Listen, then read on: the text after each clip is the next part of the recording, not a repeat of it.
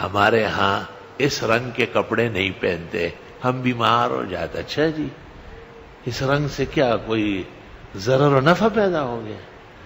او بھینس یا گائے کی بولی کا دودھ بس گھر کے اندر ہی استعمال ہوگا، باہر گیا تو کٹی مر جائے گی. یہ فعلی شرک ہے. خاتون آتی ہے شادی کرنے کے بعد دروازے تک ہاتھ بڑھاتے، کبھی اس کی گود میں بچہ دیتے کہ اللہ اس کو بھی گود ہرا کرے. عقیدے نہیں ہے لیکن رسوم ہے.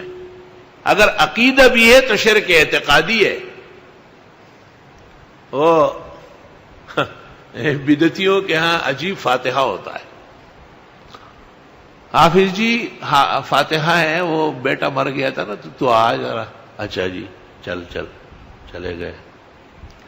14 قسم کی مٹھائیاں، حلوے، قورمے، شیرمال، تافتان، پلاؤ، بریانی، کئی قسم کے سبزیاں، پھل فروٹ، فاتحہ. ایک چارپائی پیچھے کھڑی ہے اور اس کے پیچھے ایک دلہن سجی دجی خوب بن ٹان کے کھڑی ہے. میں نے کہا یہ کیا ہے؟ کہ یہ بھی اس کی جورو ہے نا، یعنی اس کی بہو ہے. تو یہ فاتحہ جب آپ پڑھ کے یہ چیزیں تو اس کو یہ بھی قبر میں ملے گی. اچھا. میں نے کہا فاتحہ کے بعد یہ کھانے کہاں جائیں گے؟